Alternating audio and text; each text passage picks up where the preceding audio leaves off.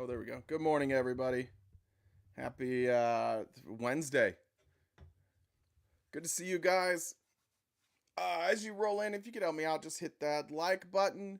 Share this with your favorite or least favorite Republican colleague or friend or family member or opponent, whatever you want to call it. I'm solo today. Felice is taking a much deserved day off.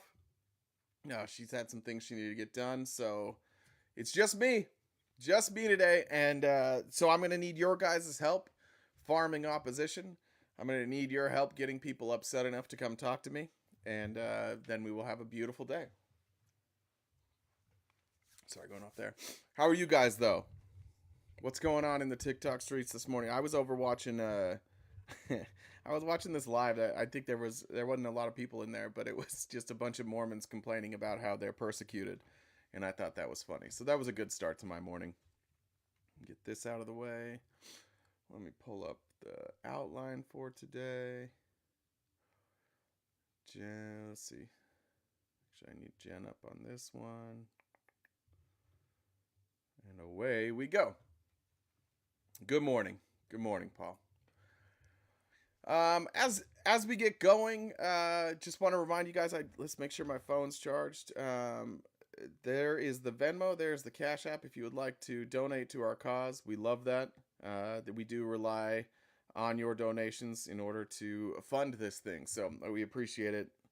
But I will get those pulled up real quick, and then we'll jump right into it.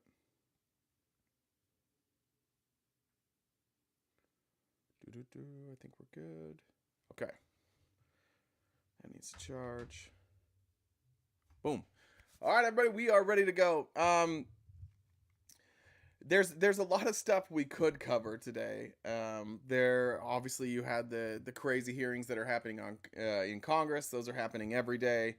Has anybody else noticed just how disheveled the Republicans are? I watched a clip of Andy Biggs yesterday, who I can't stand and I think is a moron. But Andy Biggs like keeps it together. He's not somebody who gets very elevated. He doesn't get very emotional. And the way that these guys are talking about Donald Trump's conviction, like it is the end of the world. It really has reached like a state of delusion. And I wonder to myself often, like what is this to them? I know they're not seeing it the way that I'm seeing it because they wouldn't act this way. And I think that it goes to show like that when you have been conditioned and when you have been lied to over and over and over and over again, and you've chosen to accept those lies, you get to a point where nothing makes sense anymore. Right? Like everything just like it doesn't make sense to you, and it makes you mad because you can't figure out why the rest of the world doesn't think that this is a problem. Like all these things that you think are problems, the rest of the world's like, nah, it's not a problem. I understand that. Like as a blue dot in a red sea, there are often times when I feel like, am I the crazy one? Is it me? Like, are all of these conservatives actually right, and it's just me? Like I got it wrong. Like I got duped. Um, and it's important for me as somebody who's come out of a cult and who has done that work. It's important for me often to go back and reflect on that. Like, am I allowing myself to be manipulated? Am I allowing myself to be indoctrinated? And I think those checks are really important no matter where you are. Like, it's easy to feel confident about what side of the aisle you're on. But when you look at like actual indoctrination, when you look at actual programming, you've got to be able to self-assess that stuff. You've got to be able to look at that stuff for yourself and decide, have I been programmed? And I think that's really what we're dealing with right now. Andy Biggs, also Mormon, so I can speak simply to a similar upbringing as him. But I can 30 years in, I had no idea I had been programmed. There was no understanding for me that I had been programmed at all. And I think Andy Biggs is run into the same situation. I think that he is susceptible to being programmed. He's susceptible to being led. He's susceptible to authoritarians, and that's what we're seeing out of these MAGAs right now. I honest to God, really think that's where we're at on this breaking point. Not breaking point in a way like they're ready to break. I mean breaking point as I'm concerned they're going to do something crazy, right? And to hammer that home, the Arizona Mirror Uh, sorry. I'll get to that in a second. Just as you guys are rolling in, Felice will not be here today. She has a much deserved day off. Felice builds all of our outlines. Plus, she makes her content. We have a little bit different roles with what we do. And look, imagine consuming right wing propaganda 12 hours a day. You need breaks sometimes. She didn't want to. I had to convince her to take a break and just go enjoy a day off today, and she's doing it. And I'm sure she is hating every second of it, but she needed a day off. I don't consume quite as much, and I'm dumber, and so it doesn't, like, not everything seeps in the same way it does for her. But yeah, I agree. She deserves that. Anyways, there's a Arizona Mirror today put out an article. This is Gerard McDonald Avoy. And this is just from a newly released report. So, a newly released report details how white nationalist groups and other hate groups are seeing an increase in their numbers and boldness, including in Arizona. That's my state. Yay! The Southern Poverty Law Center released its Year in Hate and Extremism report for 2023, and the organization said that 2023 marks the highest number of groups tracked by nonprofit organizations since they began tracking in 1990. So, one of the things that we talk about, like with crime, is that we've seen a precipitous decline since the 90s, and this is where it gets concerning, because that was a tough time for our country, right? We had this resurgence of white nationalism, of hate, of violence, and we're seeing it now, and we're seeing this rise not in the way that, like, Democrats say it, right? Democrats are going to tell you it's crimes in blue cities, it's immigration, it's drugs. Like, those things all exist, but they're not increasing, right? Those things exist outside of fentanyl, I guess, coming over the border. Like, those crime rates are not increasing, they're coming down. But what is increasing is right wing hate groups, like, absolutely increasing, the highest level since 1990. For anybody at home doing the math, I'm pretty sure that's 33 years. There you go, Jesus. Happy Pride also. Yes, thank you, everybody, for the happy Pride comments. In total, the organization tracked 1,430 hate and anti-government extremist groups across the country, including 38 in Arizona. There has been a steady increase in Arizona since 2000. What we're seeing now should be a wake-up call to all of us, Margaret Huang, CEO of SPLC, said in a call with reporters Tuesday morning. The increase is a continued trend, as last year's report on 2022 saw similar increases. Of Arizona's 38 groups, 18 are hate groups aimed at minority groups or women. Out of the 38, 18 are targeting minority groups and women. And I'm just going to say, like, what's the group on the left? What's the hate group on the left that targets minority groups and women? Yeah, none, right? None. So that means there are 18 right-wing hate groups aimed at minority groups and women, while the remaining 20 are classified as anti-government groups. So those are, your sovereign citizens, your anarchists, your sometimes like right-wing libertarian stuff, like fringe right, but they're considered anti-government groups. So some of those might be okay. But again, these are hate groups. So these are people who espouse hateful rhetoric. It's not like, you and I sit down and we're like, God damn, this government's dumb, let's talk about it every week. Like, that wouldn't be classified as a hate group. By the way, the box is open. For any Republicans that are here, you're welcome to jump in at any point. Just send a request. I'm going to do my best to see him in a timely manner, but if I don't look up for a second, please be patient with me. I'd love to have discussions about this or anything that you want to talk about. Anti-Semitic narratives seeped into mainstream narratives at an alarming rate in 2023, R.G. Cravens, a senior researcher at the Southern Poverty Law Center, told reporters.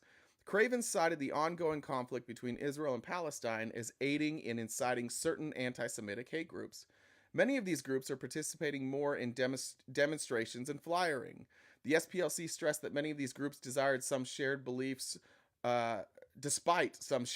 operate as a loose, decentralized network of organizations. And yeah, great job, chat. Farm the opposition. Don't let those folks sit in the chat and be thumb thuggers and not come up here. You make sure that they know that they are cowards if they don't come up. The SPLC noted a 50% increase in white nationalist organizations across the country. A 50% increase from 2020 to 2022 in white nationalist organizations across the country, something it attributed to extremists feeling emboldened. Now, this is what's interesting. Linking it to extremists feeling emboldened by politicians engaging with policy ideas that have long been supported with extremist groups. What would we be talking about there, guys? Like what are those ideas? What are those policy ideas that have been supported by extremist groups, and who's putting those out? Stand back, stand by. Yeah, how about poisoning the blood? How about they're coming to take your job, right? How about military aged males? All that stuff. Who is it? Where like it's not specifically saying these are right wing hate groups, but just think about it. And maybe I have a blind spot here. Maybe there's some hate groups I'm missing, but it sounds an awful lot like every group that Marjorie Taylor Greene is a part of on Facebook.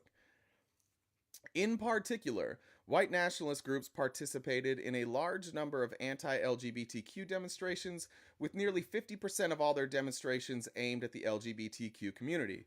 We saw this morning. I think it was on Sports Moms Live. I don't know what had happened. I believe something happened on Jones's Live, and then whoever it was went over to Sports Moms Live, and I saw Adorna over there in Sports Moms Live. And this was the point. Like the discussion was, and you'll hear this from right wingers all month, is that they want this to be men's mental health awareness month, which it was. Like I think it was Clinton that put that in place. It is men's mental health awareness. By the way, all the men out there, go see a therapist. It's so cool.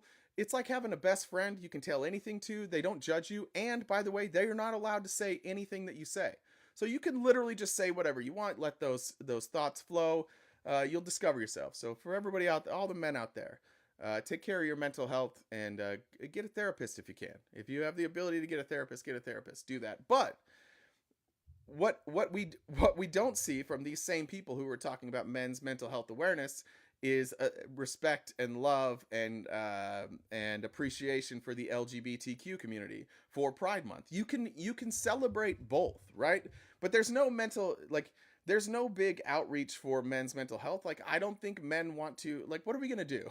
What are we gonna do? Imagine a men's mental health parade. You know how bad? Just like all of us show up in like our no-show socks and our like our Dickies, not Dickies, what is that? Chubby's shorts, right? Me wearing a hoodie every day, a Carhartt hat. Like what are we going to do? We're not demonstrators. Okay? Like we're not looking for celebrations. We can go through men's mental health month and we can talk to men. We can talk about men. We can talk about the things that we can do to make sure we take care of our mental health. That's great. It doesn't have to be one or the other. But in particular, these white nationalist groups, like those are the ones online that you're going to see. Like the loudest voices online talking about men's mental health, they don't give a shit. You know how I know that? Because they never fucking talk about it. Ever. They never, ever, ever, ever, ever, ever talk about it until it's Pride Month. That's it. During Pride, suddenly they care so much about men's mental health. That's just like those people, like, go ahead and talk about Sports Moms Live. Are they talking about men's mental health all the time? No. Just now, right? That's what I hate about it, is that I think it's important to talk about, but it's been co-opted by these white nationalist hate groups, and that's what they're talking about. The mainstream right is pursuing a policy agenda that is very much in line with what the white power movement wants, Cassie Miller, another senior researcher at SPLC, said. Some of those policies include male supremacist ideologies that target women and advocate taking away their reproductive rights and other forms of autonomy. Arizona was one of 10 states that introduced legislation aimed at abolishing abortion, supported by these male supremacist groups. I can't remember what the bill number is, but there is a bill that's been introduced. You guys know about it, going back to our we reverted back to our 1800s law, and now they want to codify that, right? They want to codify the idea that you can't get an abortion. It's not popular. It's not going to win in Arizona, but these are the people who pushed it forward. These white nationalist male supremacist groups. Arizona also made news for some of its anti LGBTQ demonstrations, including an assault on an ASU professor by two members of Phoenix based Turning Point USA. A number of drag story hours were also disrupted in the state, with one receiving a boom boom threat while children were actively in the building. Huang stressed that given this is an election year, more attention needs to be focused on these groups, which are already aiming to intervene in the upcoming election, and some are actively seeking office. There's a link here. I didn't click this before, but okay, there we go. So this link just takes us, we'll do this in real time. This link takes us to the Oklahoma, or pbs.org, and it takes us to the great state of Oklahoma. Shout out Oklahoma if you guys are here. Best of luck to you if you live in Oklahoma. You got tornadoes and bigots. That's a tough combination. Um, in Enid, Oklahoma, more than a year after voting in a city commissioner with white nationalist ties, residents of a city in Oklahoma will head to the polls to decide whether to remove him. So Judd Blevins is facing a recall election in Enid. This was from April 2nd, and I don't know I don't know how this played out. After residents discovered his affiliation with a white nationalist hate group, Blevins served as a recruiter for Identify Evropa. The local newspaper reported weeks before residents voted him into office for a 4-year term. The white nationalist group later disbanded and rebranded as Identitarians, which is absolutely stupid. Yeah. So let's go back to there. We must act now to counter disinformation, radicalization, and threats to voters and election workers, Huang said. More than ever, it is imperative that we preserve and strengthen our democracy.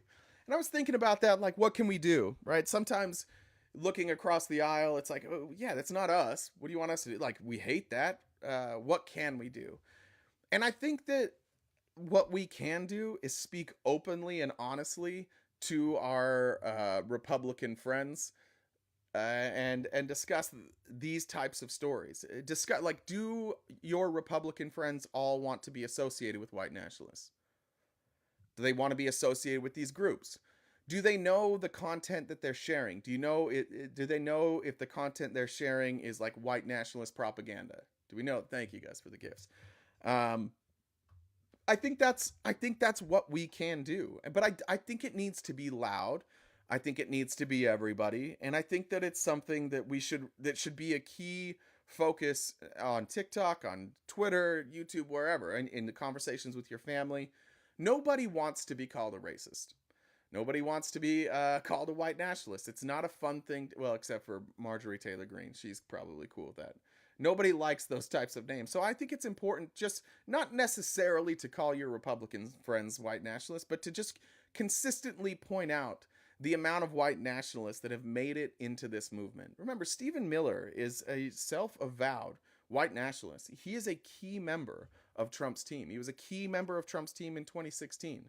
And I think, like, you, as an administration, like, you can have a lot of different views and still function in your job. But I just feel like being literally a white nationalist is something that is disqualifying from office. It should be. Even in Oklahoma, they weren't happy about a white nationalist in a very conservative town. Actually, that's good to go back to. I made a video about this. Let me go to my pinned. I'm sorry. Where is this? Son of a bitch, where did it go? Sorry, guys. There we go. Baraboo, Wisconsin. You guys seen this? You guys seen this story coming out of Baraboo, Wisconsin? You guys seen that video? Yeah, host is taking the day off. You guys can bounce if you need to. Yeah, so in Baraboo, Wisconsin, they have a sort of history. By the way, Baraboo, Baraboo. Yeah. That is where Ringling Brothers Circus was founded. It's also where you have the World Circus Museum. I learned this by Wikipediaing Baraboo earlier. It has, I think, like 15,000-ish people in the town of Baraboo. And they're most famous recently for a group of students, male students. You guys probably remember this. They're at, I think it was for prom. They took a picture with just the male students, and they were all doing the Schmittler salute. Right? They were doing that thing with your arm. You guys know what I'm talking about. I'm not going to do it. They were doing that, and there was a picture. That's up until today, that's what Baraboo it was most recognized for recently. Yesterday, the Baraboo High School had their graduation ceremonies, and the superintendent of the district that Baraboo High School is in is a black man.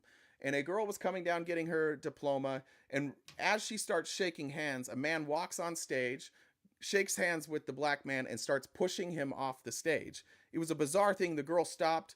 Turns out that man was the girl's father. And you can hear backstage him saying, I don't want her to shake your hand. I don't want her to shake your hand.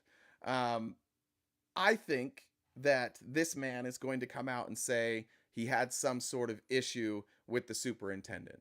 But I think if you look at the way that that happened and you look at the demographics of Baraboo, it probably tells another story. Remember, it's 15,000 people. So I don't know how many students you would have in a town of 15,000 people. What are half the kids are, let's do some rough math. Let's say half the town's kids, that's 7,500 people. Then you got to divide that by 12. Where are we at there? Help me out. 12, is that 60? 60? Yeah. So what, your graduating class might be 600 people. Did I do that right? I don't know if I did that right. But the picture of the kids all doing the salute, there was probably 40 or 50 kids there. That's a big that's a large population of people that at least know what that salute is and think it's funny and appropriate to do that. I think we know what we need to know about Baraboo, Wisconsin. And I think we need to know what we need to know about that guy. I'm going to give you a description. He's wearing a hat, which happens. It's very tight fitting. He also has some Oakley sunglasses on his hat. Shirt's tucked in. Yeah. Anyways, check that out. But again, it's just, I think what's so scary is that we've all known white nationalists existed, and they've been around and they've been quiet. But one of the James O'Brien, if you guys know who James O'Brien is, I remember an episode he did that he got a lot of heat for, and his quote was like, Donald Trump makes it okay to be racist again, right? And the argument from him during that entire what is it, an episode, if it's a radio show, that entire program, his argument was made pretty clear when racist after racist after racist showed up to argue that it wasn't Donald Trump that made them come out and say these things. But it was like, this stuff is mainstream right now. Before Donald Trump, Marjorie Taylor Greene could not have existed. She could not exist in Congress. Marjorie Taylor Greene would have already lost. She never would have had any seats on any committees. She would have already been recalled. She likely would have lost her position. Marjorie Taylor Greene, Lauren Boebert, none of these people would have existed before Trump. But Trump makes it okay to be racist. That's the problem that we have, that a lot of us have with him. And you guys, if you want to defend, say he's not racist, fine, make that. I don't agree with you. You can make that, but it doesn't matter. The end result of the MAGA movement is that the racists seized power in the Republican Party. And that sucks. That sucks for you Republicans. If you are a Republican in here, please, again, the box is open. I'd love to speak to any of you. I'd love to talk to you about this. I want to know your actual thoughts about how you feel about your party being completely infiltrated by white nationalists. Right? He made it okay for America to hate again. Yeah, I think so. I mean, just think about it. Like this guy can literally say anything, and his followers don't stop. Right? It doesn't matter what he says. His followers are going to keep following him. They're going to keep listening to him. They're going to keep voting for him. It makes them like him even more. If your leader is empowered to say literally whatever he wants, what do you think the followers start to think? Yeah, I can say whatever I want. Right? I mean, the level of, just in the last 2 years, now that Trump has lost, the level of transphobia is insane. Like, and I'm always baffled at how far it goes into that culture. Like, the MAGA culture, I don't think you could go into a MAGA group and make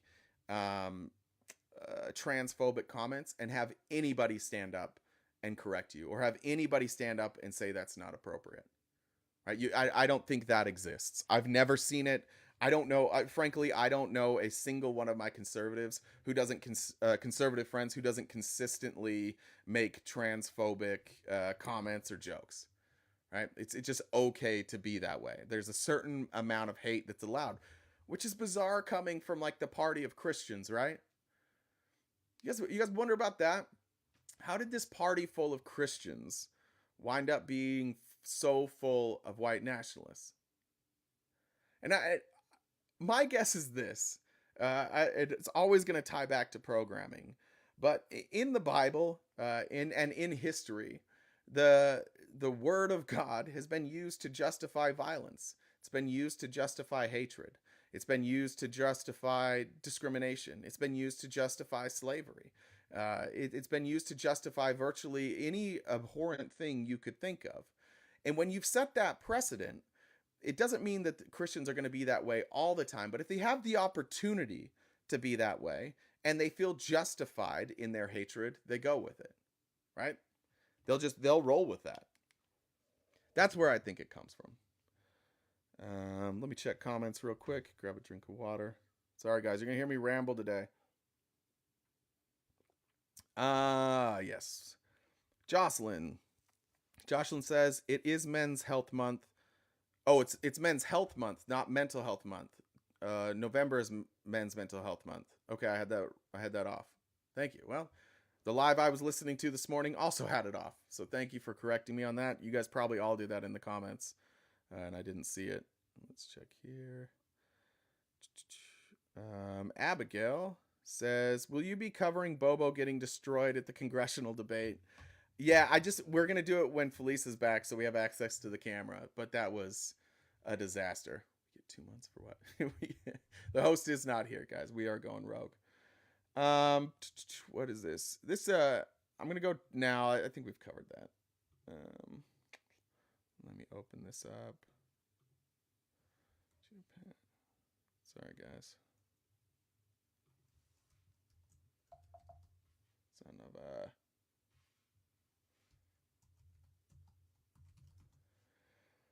There we go. This from oh no to Bobo. Look, I can fix her. Look, somebody get me Bobo's number, would you? Let's see what we can do about fixing Bobo.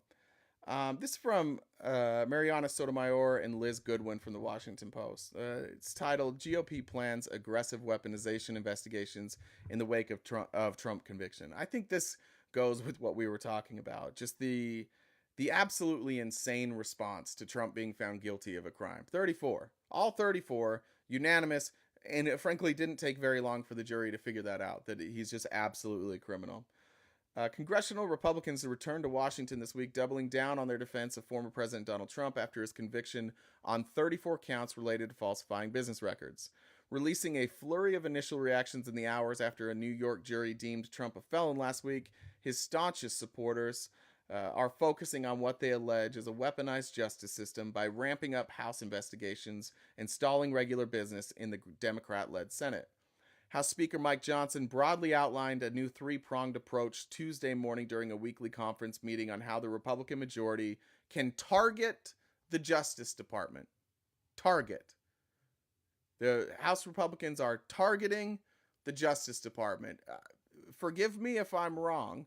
I went through a government in school. I studied political science. I don't ever remember one of the functions of the legislative body as targeting the Justice Department, but also targeting New York and other jurisdictions for investigating Trump, vowing to use House oversight powers while cutting funds in the government appropriations process and taking other unspecified legislative measures. This isn't weaponization, and this is what sucks, is that Republicans give the game away and nobody cares. The Department of Justice is not weaponized against Donald Trump. Anybody who says otherwise doesn't know what they're talking about, right? There's no evidence that says that the Department of Justice is weaponized against Donald Trump. None whatsoever. He just keeps being found guilty. We already know in New York, like, that wasn't the Justice Department. We're going to do everything we can within our scope of our responsibility in Congress to address it appropriately, Johnson said at his weekly news conference afterward. One of Trump's staunchest allies is readying a more aggressive approach. Representative Marjorie Dum Dum Green has threatened to file a resolution before the week's end to, here we go, impeach President Biden. Marge, who started President Biden's tenure by trying to impeach him, is still trying to impeach him. You get not what MAGA cares about, right? You guys have tried to impeach Biden since he took office, and you guys are still complaining that Donald Trump was impeached twice. Yeah, can we get to 100K? That would be dope. That would be dope if we could get to 100K. Uh, Across the Capitol, a faction of 11 conservative senators, led by Senator Dum Dum Mike Lee, pledged. Now, remember, there's a lot of things our Senate needs to do. There are people they need to confirm.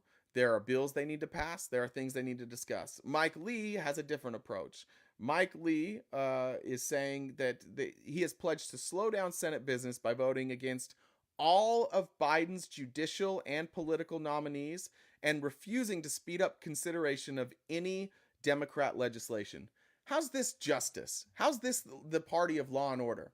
Donald Trump they present evidence to a grand jury. Donald Trump is indicted. Donald Trump goes to court. Donald Trump is allowed a defense and a jury of his peers, and he's found guilty. And because of that, Republicans are saying they will not appoint any judges. They will do nothing. They're so mad that their guy got caught that they now are refusing to legislate. How's that the party of law and order? Where's my Republicans at? Come tell me more about law and order. Come tell me more about it. That would be great. House Minority Leader Hakeem Jeffries condemned the Republican plans to start investigations of the prosecutions of Trump, who is also charged with election interference in Fulton County, Georgia, as well as federal charges related to Fulton County, Georgia, as well as federal charges related to allegations of mishandling classified documents and seeking to overturn the 2020 election. A quote from Jeffries: "You had 12 jurors come to a unanimous conclusion, and the former president was guilty of 34 felonies." And that somehow is indication of weaponization when that was a state prosecution that had nothing to do with President Biden or the Department of Justice.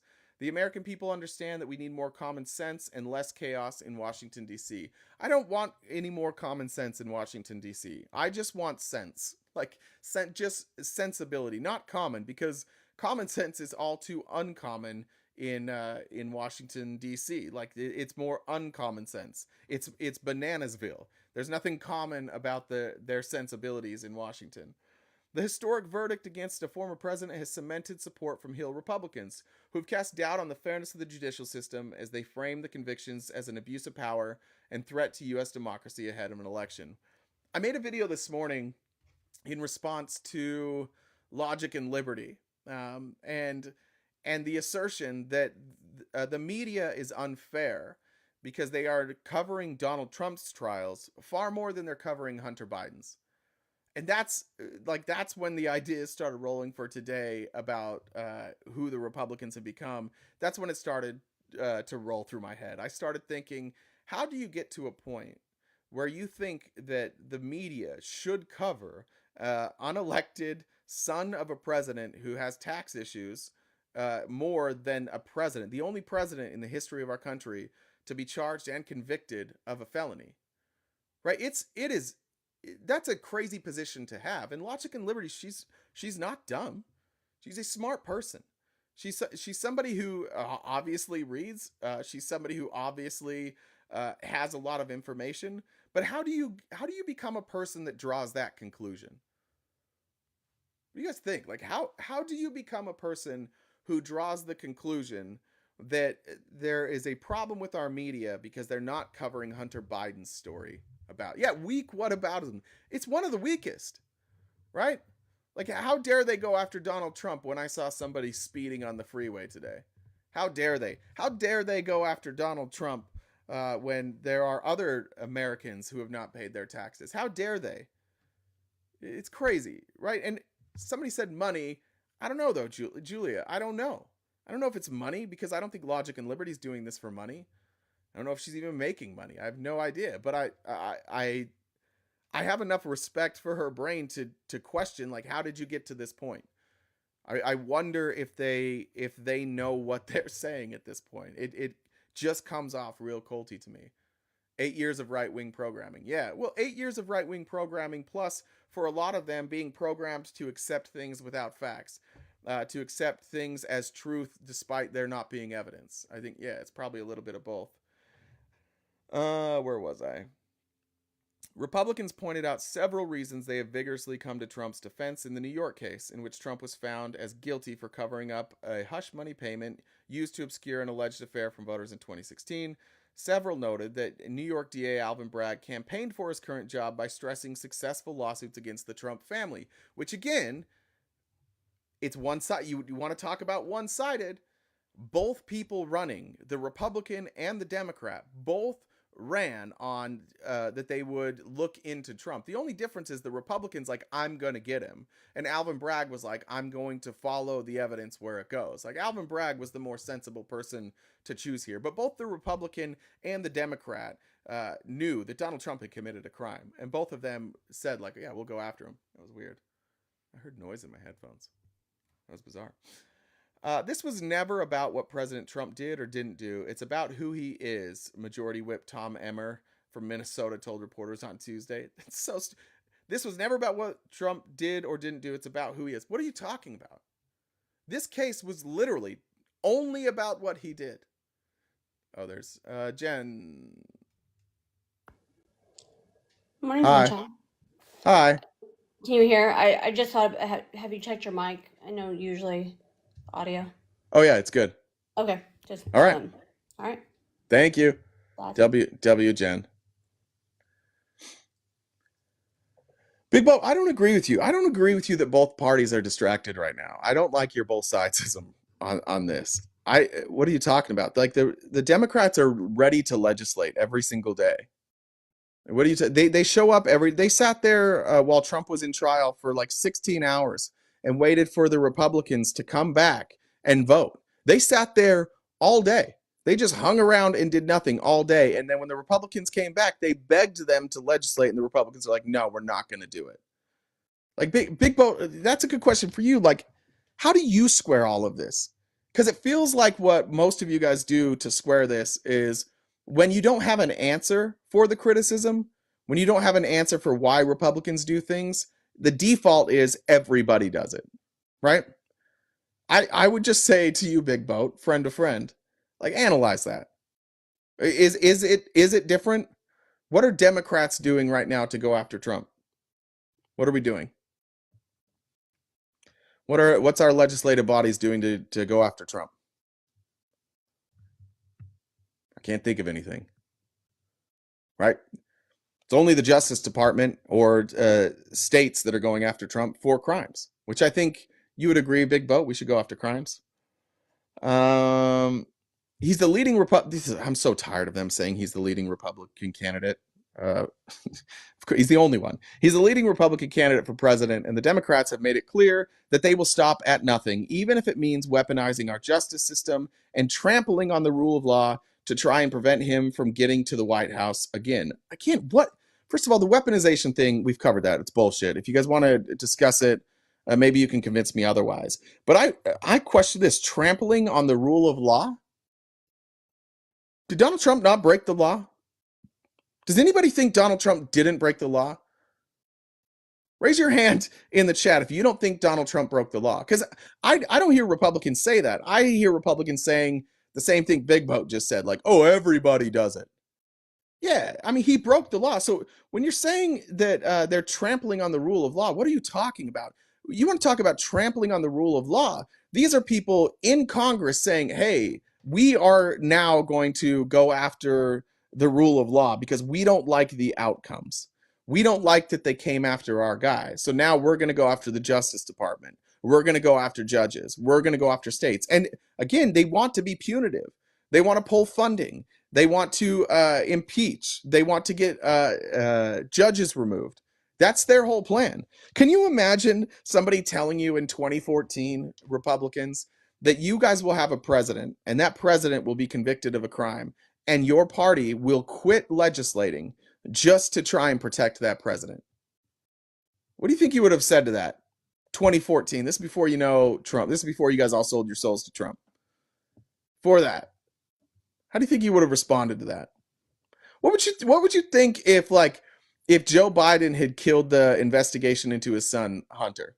What if he had just squashed that investigation? And what if he hadn't sat with Robert Hur? What if he hadn't cooperated with the FBI and NARA with the documents? What would you guys have done? You would be hauling him up in front of Congress every day. You would have lawsuit after lawsuit after lawsuit. You wouldn't do that. Yeah, what if Biden did? Biden did have docs. That's the thing, and we were cool with it. Remember when Biden, like the FBI and NARA went to Biden? I think it was just NARA. Actually, I don't remember if the FBI went to Biden's or not. Somebody can tell me, can correct me on that. Now I don't remember if the FBI went. Uh, we didn't have a problem with that. I didn't have a problem with President Biden sitting with Robert Hur. I don't have a problem with Hunter Biden being investigated. I don't have a problem with Hunter Biden's laptop being investigated. I don't have a problem with any of that stuff. What I don't want is I don't want the Democrats to feel like it's their job to protect Joe Biden. That's you have White House counsel and you have a personal attorney. If you've got legal troubles, it's not the role of Congress to protect you. But that's what sucks. Like Congress views their role now, the Republican Congress at least, they view their role as defenders of not freedom, not of the Constitution, not of the rule of law, not of America, but of Donald Trump. In 2020 it was Russian, it's not now. Wait, what? I don't know what you mean by that. Well, Big Boat, you can come up and talk. Why don't you come up and talk, Big Boat? Why are you sitting in the chat all the time? Several House Republicans, from the most conservative to moderate, said their backing of Trump is based on how their constituents reacted. Some who spoke on the condition of anonymity to speak candidly said that they issued statements in fear of how his base would react if they stayed quiet. Can I read that again? Several House Republicans from most conservative to moderate said their backing of Trump is based on how their constituents reacted. They're big mad. Their voters are big mad. And so they're like, well, because my voters are big mad, we're going to suspend regular order. We're going to suspend the separation of powers. And those that spoke anonymously so that they could speak candid said they only issued those statements because they were afraid of how his base would react if they stayed quiet. You guys ever heard, like, when have we heard that in American politics before? When have you heard Republicans or Democrats come out and be like, listen, off the record, I only did this because I'm terrified of the president's base. There's never been a base. There's never been a base like this before that reacted like this. Trump has animated his loyal base of voters by painting himself as a martyr and repeatedly suggesting that if the Biden administration and judicial system were not coming after him, they would go after his supporters. For what? What the fuck? This is so stupid. It's so stupid. Donald Trump's charges were for falsifying business records in order to cover up an affair and not let the American electorate know. That you can't come after me for that. You can't come after Big Boat for that. You can't come after anybody for that except for somebody running for president. You want to talk about his civil cases? You can't come after me for inflating my assets and lying on loan documents to obtain loans. You can't get me for that. You can't get most Americans for that. Most of us don't have penthouses that we can triple the size of. Most of us don't have imaginary investments that we claim are worth $30 million. Most of us don't own Mar-a-Lago, right? Most of us didn't sexually assault E. Jean Carroll. Most of us didn't. In fact, I would venture to say all of us didn't do that. We didn't libel E. Jean Carroll. We didn't threaten E. Jean Carroll. None of us were involved in trying to overturn the election in Georgia. None of us helped Donald Trump pack those documents and take him to his home in Mar-a-Lago and lie about the FBI. This message resonates with Republicans, and that's the problem I have. You should be so much smarter than this. You should. Like, honest to God, I've talked to a lot of you. You guys aren't this dumb. You're really not. But just look at the facts of each case. And then when Donald Trump stands up there and tells you, like, oh, they really want you, but they're coming after me. Based on what? What are you guys basing that on? Why do you believe him when he says that? Has anybody come after you? Has anybody come after MAGA? Like the we're picked on, we're vilified thing. It's getting old. Show me somebody who got canceled from MAGA from the right that didn't deserve to be canceled. Who lost their Twitter that didn't deserve to lose their Twitter? Yeah, like I just don't get it, guy. Like I don't get this victimization. This is less about Trump and more about America, Kevin Hearn said. This is beyond Trump. Democrats have used Trump to weaponize the court system, and then it could be us. It could be anybody. No, it goddamn can't. No, it can't. It literally, especially in this last case, it literally could only be Donald Trump. He's the only person who could have done that. Right? Like, who else in this country was paying off multiple people to keep affairs quiet while they were running for president? Who else? It's only him. This is insane. Like, I don't know who Kevin Hearn is. He's from Oklahoma, so maybe like he's a Republican from Oklahoma. Maybe he's illiterate. I don't know. But like, how do you even come to that conclusion? And here's the thing. I don't know if they're coming to that conclusion, but you get a huge boost in fundraising and attention if you come out and you defend Donald Trump blindly. We've all seen it. There's not a star in the GOP who isn't a star because of their love for Donald Trump. There are no individual stars. Who's important in the GOP that isn't just a Trump sycophant? Anybody got one? Am I missing somebody? Is there somebody I'm not thinking about? Who's somebody that is a thought leader on the right that doesn't just give their all to Donald Trump? Who? I don't think there's anybody. Johnson has yet to provide specifics on investigations or measures that might be pursued, which many Republicans took to mean that announcing his plan was more of a statement of commitment to Trump than a fleshed out strategy. Yeah, like Mike Johnson's smart enough to know, like, I think he's just honest enough to know, maybe not smart enough, just honest enough to know, like, that there are lines that you don't cross. And it's hard, like, he crosses most of them, but there are lines occasionally that he won't cross. Matt Gaetz accused the Justice Department as colluding with New York District Attorney's Office and blaming Attorney General Merrick Garland without evidence of fueling conspiracy theories by withholding information about alleged communications. If you guys didn't see this, Matt Gaetz questioned Merrick Garland, and it was moronic because that's what Matt Gaetz does, and it was silly. Matt Gaetz accused Merrick Garland of stacking the team in New York. Help me with the name. Who's the prosecutor that left the DOJ and went to New York? You guys have that off the top of your head? You guys remember that name? Who was that? Somebody's got it. I could Google it, but I know somebody's got it. Let's see how we're doing. Let's see how the chat is today. Give me a name. Vance. There we go. Vance. Yeah. Not Pre. Yeah, Vance. Saying that like Merrick Garland placed Vance in Alvin Bragg's office. It's not true. In fact, he asked. He's like, well, why did he leave? He's like, I don't know. He didn't tell me. No, he quit one job. He took a different job. I have no idea. I didn't consult him. He didn't talk to me about it. We have no idea. And so now Republicans see this is how this and this is like weaponizing the government. So Republicans make a claim. Pomerantz, thank you. Pomerantz, it is. It is Pomerantz. Thank you. Well done. Not Cyrus Vance. Pomerantz.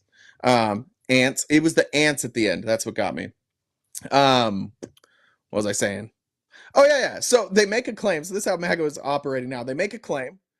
Merrick Garland's like, no, that's not true. And then they're like, okay, then we need all of your emails. Do you think that's how we should operate? That you can just make any claim you want and then demand everybody's personal information? And why do you think they want all that information? Because it's a fishing expedition.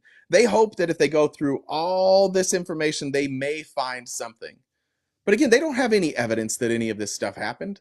They're just making claims and then having congressional hearings. It is Cy Vance? I swear it's Pomerantz. All right, now I got to go back. All right, who left? Alvin Bragg, Cy Vance. I could have sworn it was Pomerantz. No, Cy Vance was the former prosecutor. I think it's Pomerantz.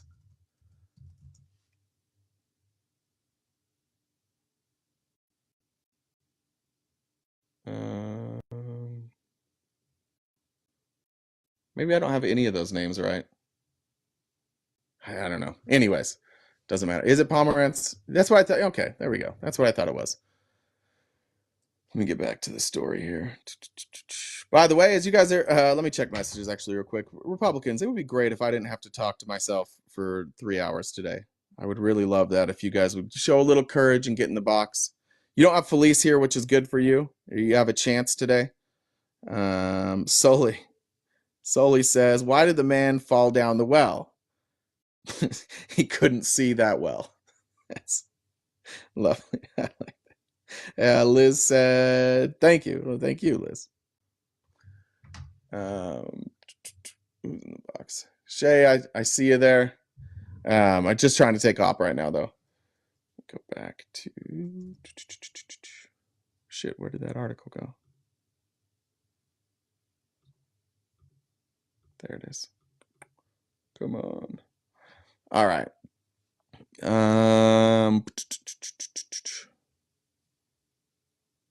There we go. Garland, in responding to Matt Gaetz, said, we do not control those offices. They make their own decisions. There's no evidence that the Justice Department was involved in the New York case. In 2 federal cases regarding Trump's handling of classified documents and his alleged role in trying to overturn the 2020 election, Garland appointed special counsel Jack Smith in an effort to insulate the department from the investigations. That's important. That's important to remember. It's important to remember that Merrick Garland has done everything he can to avoid even the appearance of impropriety. But that doesn't stop MAGA from claiming everything is improper. The Justice Department is also, as we covered, prosecuting Biden's son Hunter on tax evasion charges and allegations that he lied about his drug use and buying a gun. The latter case is currently underway at a trial in Delaware. Even so, several swing district House Republicans applauded Johnson's ambition to continue investigating any potential links in the verdict. It's not a political thing, Mike Garcia from California says. Sure, it's not. It's right and wrong. We're umpires here, and we have to call balls and strikes. No, you're fucking not. You're not umpires. You don't call balls and strikes. That is literally not your role. That is the job of the judge. You are not a judge. Does anybody explain to these people? Is there like a 2-week training that you get to when you go to Congress so they can explain people what their role is? Yeah, no, you're not umpires. It is not your job to call balls and strikes. That's not, I don't know why you would even say that. MAGA is box phobic. When we see something that looks like it was done for political purposes with a lot of conflicts and a lot of sort of jurisdictional issues, we have an obligation to look at it. Okay. A lot of conflicts. What are a lot of conflicts? He bought a t-shirt. The judge bought a t-shirt and his daughter works for Democrats. That's not a lot. That's 2. And that was adjudicated that those weren't a problem. So no problem there. And then jurisdictional issues. Where else would this case have been brought? Like, I don't know. Trump maybe should have had his business somewhere else. Like, it was in the right jurisdiction. It's not like we took it to a different jurisdiction. Or are you just saying that, oh, it's not fair when you're in New York? It's not fair unless we're in Oklahoma. Why is it that Donald Trump can't get a fair shake anywhere except for where he owns the judge? Why do you guys think that is? And even then, sometimes he's losing.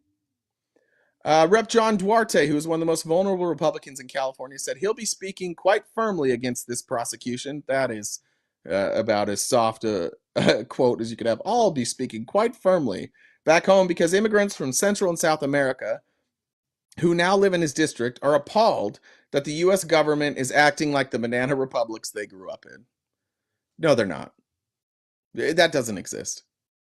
There's I can't imagine anybody coming from Venezuela seeing what's happening with Donald Trump and going, this is exactly the same. It's not even remotely the same. Not even remotely the same thing. This is just a guy who committed an obvious crime. What's Banana Republic about that? Other vulnerable swing district Republicans have refused to comment on Trump's verdict. Rep. Lori Chavez DeRemer from Oregon put out a statement last week lamenting that the national narrative continues overshadowing the kitchen table issues. I like that. Her constituents are discussing, while Rep. Kevin Kiley of California deflected directly answering questions by noting that a pretty diverse range of commentators say Trump's case is ripe for appeal. Some cowardice. That's some politics right there. Maybe not cowardice. That's good politics. Every person is doing their own thing. David Vallado from California, a vulnerable incumbent who voted to impeach Trump, said, I've chosen to stay completely out of the presidential race, so I'm not taking a position on anything. That's literally what everybody should say. Every single one of them should say that. Their job is not to support presidential politics. Their job is not to campaign for the president. Uh, Either side. That's not their job. Their job's to legislate. So well done, David Vallado, uh, from California. I like that. Some members lamented how aggressively Johnson and other Republicans have defended Trump while attacking the judicial system. The concern I have for the future of our country right now is that we have become so divided along partisan lines, and this whole notion that we've weaponized government, I think it's a challenge for us as a nation. One conservative House Republican said, of course, off the record. Senator Lisa Murkowski of Alaska is one of few Republicans who said publicly that the verdict is politically unpalatable for the party. These distractions have given the Biden campaign a pass as the focus has shifted from Biden's indefensible record and the damage his policies have done to Alaska and our nation's economy to Trump's legal drama. Which, yeah, okay. Biden has destroyed Alaska? That's what we're doing now? Still, Republicans appeared unsure whether they should focus on what they are casting as the unfairness of the prosecution ahead of 2024. I'd say this: what do you to the if MAGA, if you're in here, I'm just asking this question: do you think this is a winning strategy? Do you think is this what you want your politicians and your leaders to do? Do you want them from now until November to just campaign on Donald Trump as a victim? If and again, you're welcome to jump in the box, please, for the love of God, somebody jump in the box. I do not want to talk for 3.5 hours. If you're opposition, do you guys like that strategy as MAGA? I would. Wouldn't you guys hate it? To my left leaning friends, wouldn't you hate it if this is what we had to do every day? We had to defend Joe Biden in this way and pretend and just chase conspiracy theory after conspiracy theory after conspiracy theory. Like I at this point, I don't know if MAGA is capable of like coming up with their own thoughts. Tippy tappy boop to snoot. Thank you, Sister Cass. That's right. Keep tapping the live or my nose to increase the likes on the live. We're at 1,200, which is amazing without Felice. You guys must not have much to do if you're turning in to listen to me, and I appreciate that. Let me. There we go. All right, I'll get to the next story.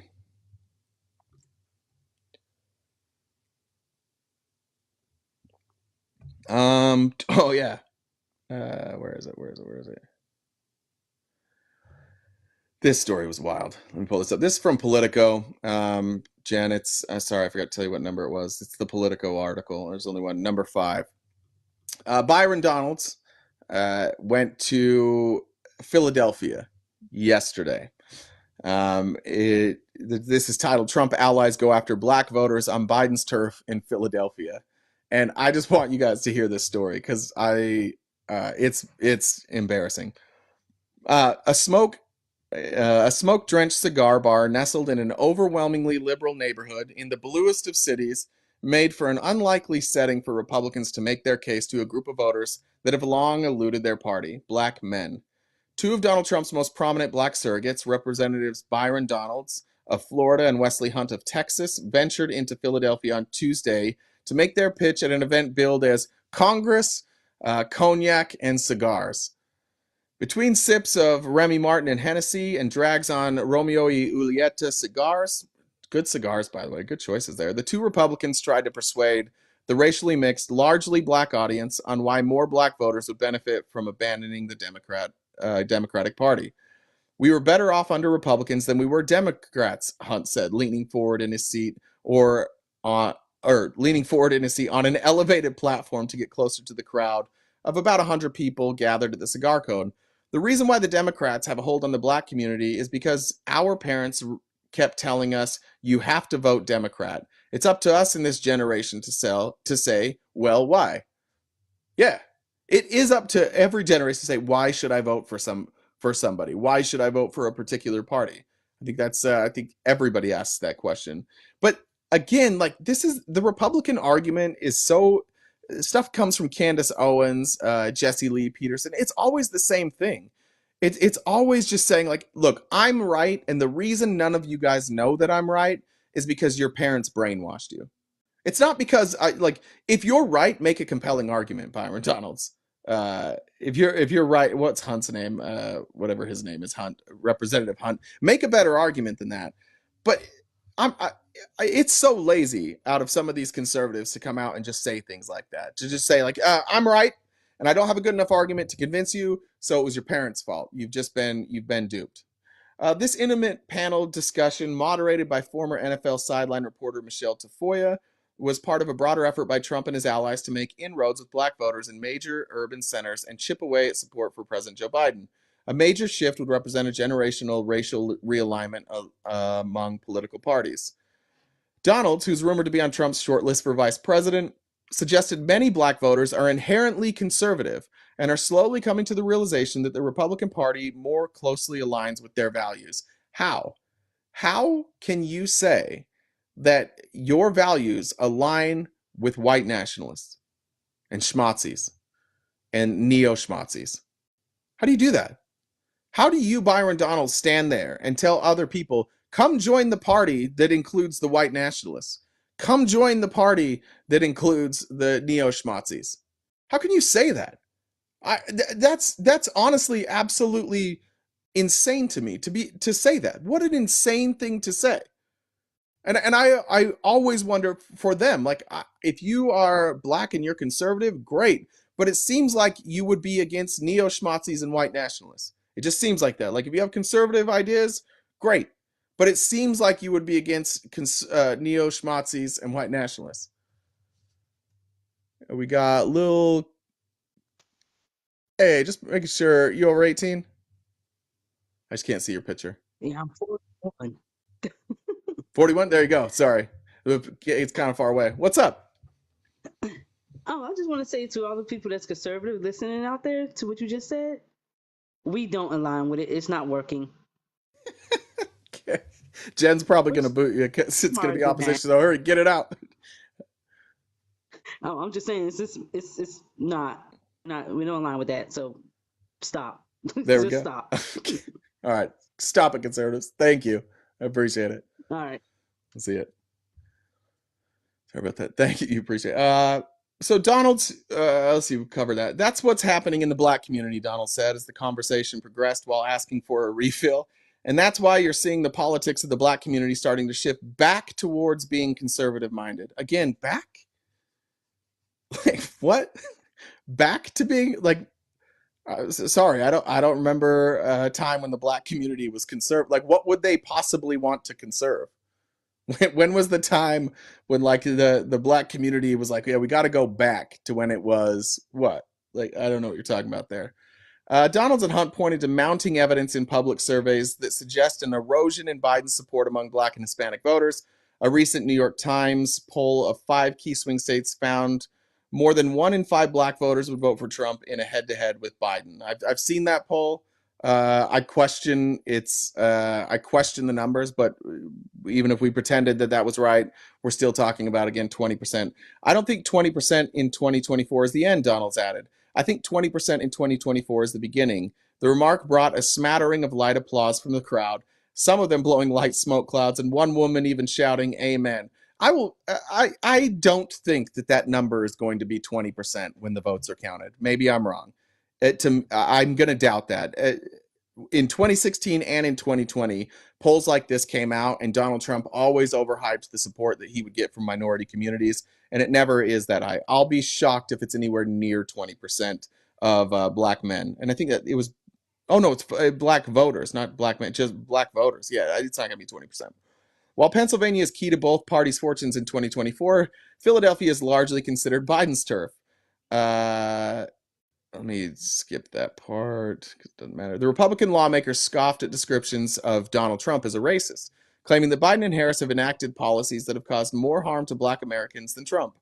Hunt cited Harris's record as the Attorney General of California when she secured convictions of hundreds of people for marijuana possession and attacked Biden for his role in crafting the '94 crime bill that disproportionately impacted black and brown Americans.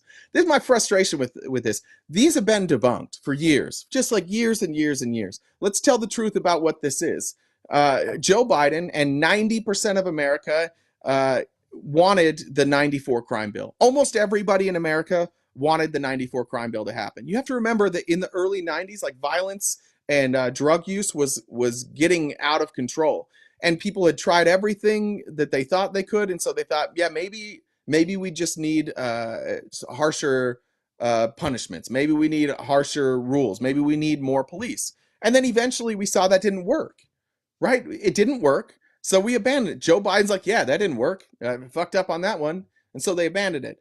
And Kamala Harris, as the Attorney General of California, her job is to enforce the law. That's her job. So I don't, if it's 1,000 convictions, if it's 50 convictions, who blames Kamala Harris for that? You blame the law, right? If she has said like she didn't like that, like she didn't like that she had to do that. She says she disagrees with that, but she's the Attorney General. You don't pick and choose. And this gives you a glimpse into Republican minds. They think once you're an elected official, you get to pick and choose, right? You get to interpret the law how you want to. Gives you a view into Byron Donald's mind, doesn't it? Yeah. Yeah, well, if I'm Attorney General, I'm not going to prosecute these crimes. I'm not going to uphold law and order. I'm going to go with what I like. I'm going to go with what I think. It gives you a glimpse into how Republicans think, especially Byron Donalds. Then Hunt said, let's talk about the racism here. The Cognac and Cigars event began just hours after the Republican National Committee celebrated the opening of a campaign office in North Philadelphia. Hunt was billed as the special guest, but Trump was not present. One attendee asked the lawmakers if they could talk Trump into coming to the city. The pair of Philadelphia gatherings also revealed the limits of Trump's outreach strategy. Few attended the event who were not already self-identified Black Republicans, and there seemed to be few plans in place for identifying those on the fence or how to go about bringing more into the fold. Doesn't that sound familiar? How come all of Trump's outreach events turn out to be people who are already in his pocket? And then what do they do? The Republicans are spending that money on expensive liquor and cigars to hold an event while they just like rah circle jerk. That's what we're doing. One attendee, decked in Trump paraphernalia, refused to talk to Politico and said she only did paid interviews. Okay, so we have somebody in Trump gear who is just saying like, "Hey, no, I don't. I'm just a grifter. So unless you pay me, I'm not talking to you." A woman stood up and said she came to conservatism after the Democrat Party fired me for not taking the COVID vaccine, which sure it did. Sure that happened. That absolutely didn't happen. Another, when asked why she attended, said she was there for the cigars and cognac, but failed to look closely enough at the flyer to realize it was a Republican-led event. She left halfway through the program. Donalds and Hunt plan to continue events like the one in Philadelphia, taking the road show to other major cities and key swing states with Black populations, including a potential one in Atlanta later this month to coincide with CNN's June 27th debate between Trump and Biden. I love that lady. She's like, yeah, look, I saw free cognac and cigars, and I'm like, yeah, I'm going. That's what I would have done. If that flyer was in my neighborhood, I'd be like, I am there. I'm gonna be there. Uh-oh, Big Boat's getting in trouble. All right. Then we'll go to. We didn't really cover this story. We mentioned this story yesterday. I don't think we covered it. Let me.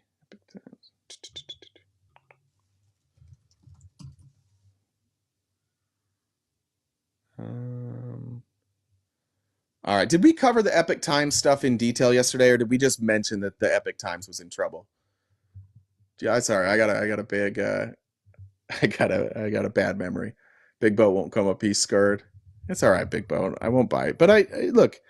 I do think that there's a reason why when we first started doing this, it was easy to get people to do one-on-one debates, and I think there's a reason why it's not now, and that reason is Donald Trump is indefensible. Okay, you guys don't remember? Epoch Times, that's what I'm calling it. EPOCH, Epic, Epoch, a poke, a potch, whatever. This is from Francis Vinal from the Washington Post. The chief financial officer of the Epic Times, a right-wing news outlet, has been arrested and charged with laundering $67 million in criminal proceeds through the use of cryptocurrency, the Department of Justice said Monday. Now, Epic Times is responsible for a lot of right wing propaganda. They are a favorite of Donald Trump. He retweets them all the time. He sat down and he's done interviews with them. They rose from essential obscurity in like 2016 to now being like the go-to source. Ted Cruz often quotes them on the floor of the Senate. Matt Gaetz quotes them on the House floor. Marjorie Taylor Greene, of course. Like this is an organization much like Project Veritas that right wingers go to get the more sensationalized story, right? So, and I apologize. Pronouncing names from Asian countries is difficult for me, so I apologize. Wadong Guan, 61, also known as Bill Guan, is charged with 1 count of conspiring to commit money laundering and 2 counts of bank fraud between 2020 and 2024. U.S. Attorney Damian Williams said in a statement that Guan conspired with others to benefit himself, the media company, and its affiliates. Just wait till you find out who he is working with. Epoch, I'm being told, Epoch Times. Federal prosecutors allege that in a sprawling transnational scheme, Guan and others used cryptocurrency to purchase proceeds obtained through insurance fraud and other illegal means before moving it to various accounts associated with Epoch Times, contributing to a jump in the company's revenue of around 410%. See what they're doing here? So they use insurance fraud, mark it down as revenue, and say that their revenue went up 410%. Why do they do this? Why, guys?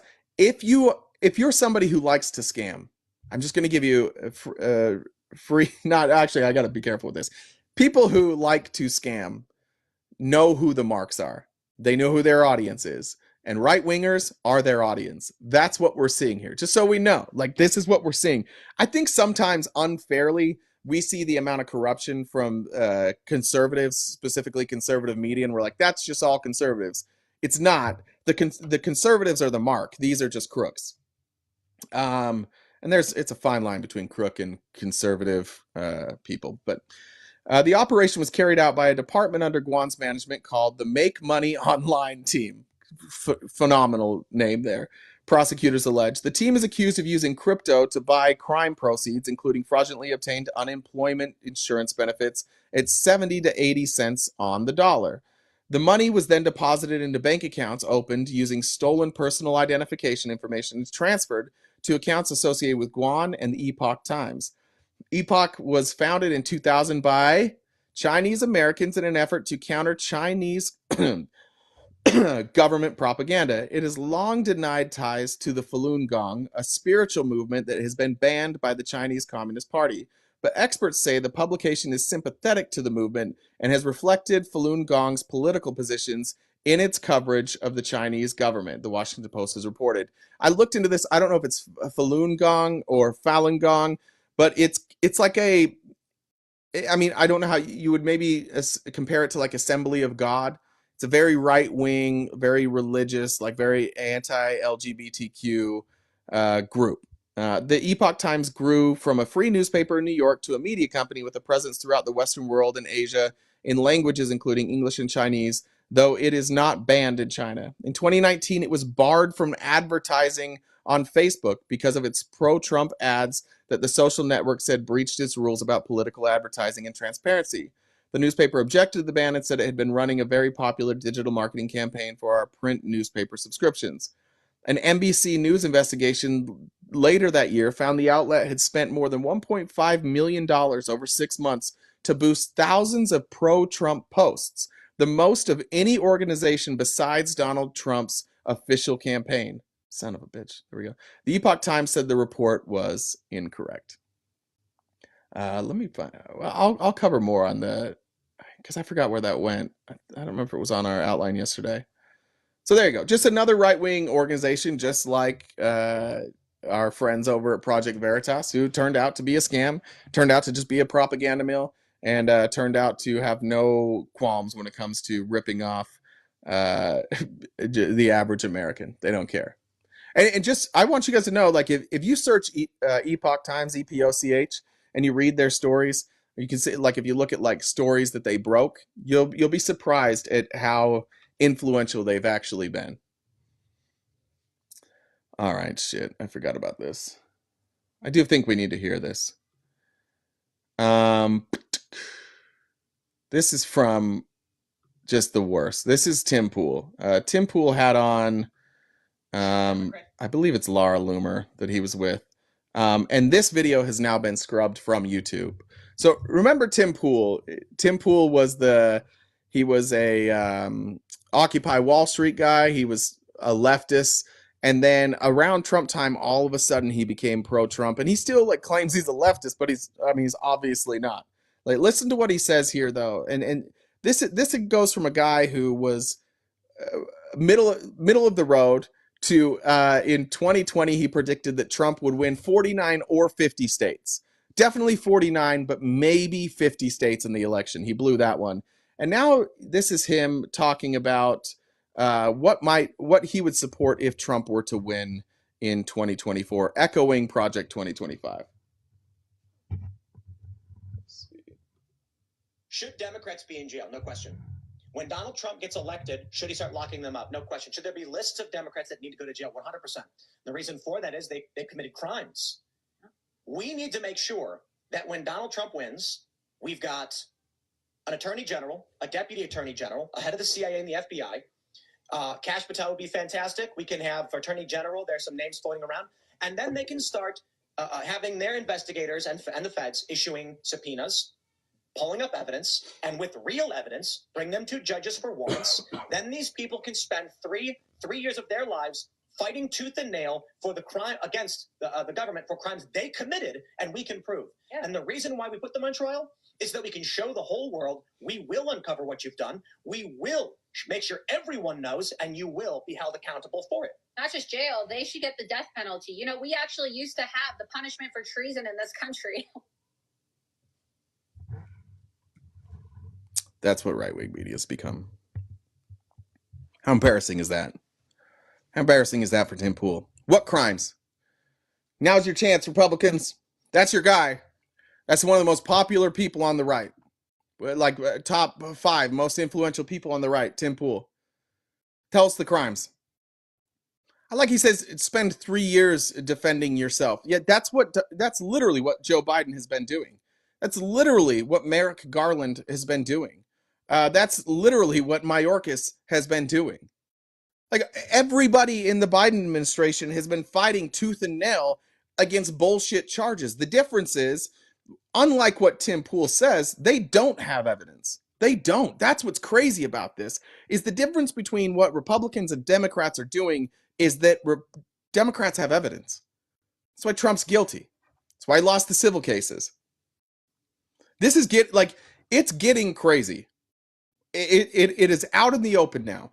Project 2025, I remember when it came out, and we talked about it.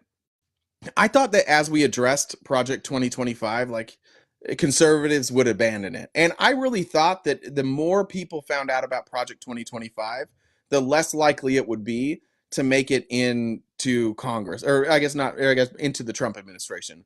I remember hearing Ben Shapiro talk about it, and somebody brought it up to him. He's like, look, yeah, I have the same fears you guys do, but like, I just trust our Constitution. I trust the powers to be to make sure that none of that would ever happen, right? I thought that's what they would do. I thought Republicans would reject it and it would go away, but it's not. Like, it's gaining steam. Yeah. I've seen Project 2025 TikToks. You have what's his name? What's that weird Ty? Ty comes up here all the time and talks about it, right? This is something that is mainstream Republicanism now. And again, Republicans, I'll invite you, but you won't do it. I don't know why, but I would invite you to come talk about it. That's one of the most influential people on your side saying, hey, as soon as we're in office, we're going to bring charges against everybody. We're going to lock them up. And then when Laura Loomer's like, they should get the death penalty, no pushback. None whatsoever. No pushback. I thought that was insane. Let's move on to, there we go. All right. So did you guys watch the Fauci hearings at all? Have you seen clips from that? Thank you guys. Thanks for the compliments. Oh, let me check comments too real quick. As a reminder, right there is the Venmo and the Cash App. If you would like to donate to our program, it would be greatly appreciated. And if you include a comment or a little joke, I will read said comment or joke. I'm going to lose my voice today. Looks like we're good. All right. This is from Felice's boyfriend, Ron Filipkowski. Just covering the Fauci hearing. That was, honestly, it was sad. I will say that. Like, it's kind of entertaining to watch Republicans do their conspiracy shit, but it's also really sad. Like, Dr. Fauci is somebody who dedicated his life to medicine. He's not somebody who's uber rich. He's somebody who could have easily at any point left his post and went and joined the board of any big pharmaceutical company, and he didn't. He stayed around. Just a quick reminder, he stayed through the whole Trump presidency. Trump didn't fire him. All these pro-Trump people that want to blame Dr. Fauci for everything, like, Trump didn't fire him. Trump put him out there running press conferences. God, I really might lose my voice. This hearing was, I believe, on the 2nd or 3rd. It was the first day of the hearing with Dr. Fauci. And apparently the purpose was so Republicans could air a series of conspiracy theories that they developed over the years, which several members are using as the basis for calls to have Fauci criminally prosecuted. So here are the list of false claims that Ron Filipkowski was able to pull up. Number 1, Fauci funded gain-of-function research at the Wuhan lab. That research resulted in the creation of COVID-19. Therefore, Fauci caused the pandemic. 2, Fauci knew all along that the lab leak theory was true and COVID did not come from nature and covered that up. He also ignored alternative theories and suppressed them. 3, the 6-foot rule was arbitrary, created by Fauci, and had no basis in science. 4, Fauci likely destroyed information, including emails that could have proven his misconduct and cover up. Why? Every time the evidence Republicans say proves somebody's guilty, it doesn't exist. Every time. Every damn time. Oh, well, if there would have been evidence, but you probably destroyed it. That's the argument. So let's go to the first claim, that Fauci funded gain-of-function research at the Wuhan lab. You've seen this largely from Rand Paul in his interactions with Fauci during the pandemic. This was an accusation that he lobbed all the time. So here's what Filipkowski has to say. When COVID first broke out, he met with over a dozen of the leading virologists from all over the world on a lengthy conference call where they exchanged their research and debated both the lab leak theory and natural origin theory. Fauci said that the few scientists who began the call advancing the lab leak theory became convinced they were wrong during that discussion. Fauci said he took no position during the meeting, did not try and influence the discussion, and encouraged others to continue to explore alternate theories. If you guys remember, you can go back and you can check this out. Peter Doocy and other reporters consistently pushed Dr. Fauci on lab leak, and he always maintained, yeah, that's possible. It possibly could be a lab leak, but the evidence that we have right now leans that it came from the market. That's it. That's what a scientist is supposed to do. They're supposed to take the best available data and tell you this is what the best available data tells us. However, there are other options. There are other scenarios that could be out that prove otherwise. Hey, that's not a lie, right? 2,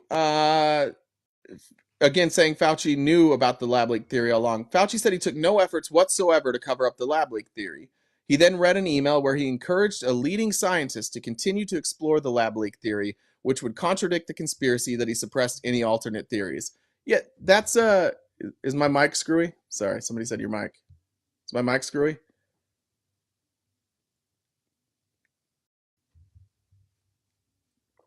We good? Just shorter for a sec? Okay. So he was able to provide an email of him encouraging people to follow the evidence on the lab leak theory. It completely debunks that.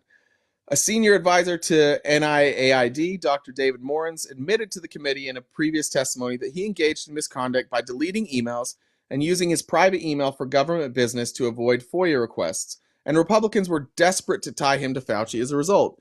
Fauci said he was not an advisor to him, he rarely met with him, his office wasn't in the same building, and he attended no meetings where Morans was present. He also said he exchanged no emails at all with Morenz on his private email, except for many years ago when he gave his input on a paper he was publishing long before COVID. 4, Fauci said he never used a personal email address for any government business and never deleted any emails. That was a big point of contention during this hearing, and it was something that Marjorie Taylor Greene kept screwing up. She kept saying that Fauci had used his personal email, like throwback to Hillary and her emails, right? I think maybe she's mixed up stories, but Fauci has consistently maintained, and no evidence has been brought forth otherwise, that he used his personal email for government business or that he deleted any emails. He said that the CDC came up with the 6-foot rule based on older studies, not him or the NIAID, and he had nothing to do with determining their recommendation. This when he was pressed on was bizarre. Yeah, like the 6-foot rule was arbitrary.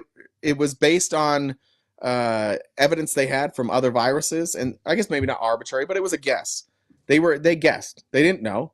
But again, like I would just ask for like the COVID people, because you guys focus on the stuff that they got wrong, but like let's talk about it. Why does that bother you? Why would it bother you that they said like maintain 6 feet of distance? When somebody's sick, do you not maintain your distance from them? You not do that? Like if you're gonna hang out with your friend, you're like, I got the flu. You're like, all right, I'm not coming over. Yeah, you maintain that distance, right? And we're talking about particles, airborne particles. The further away you are from each other, the less likely you are to share those particles, right? Somebody sneezes and I'm 3 feet away, I'm probably less likely to get the virus from somebody that sneezes at me when I'm 6 feet away, right? And it wasn't, no, Drew, it wasn't wrong. It wasn't wrong. That's the point. It's not that it was wrong. It's that Republicans are saying, oh, 6 feet was a magic number. Nobody said it was a magic number.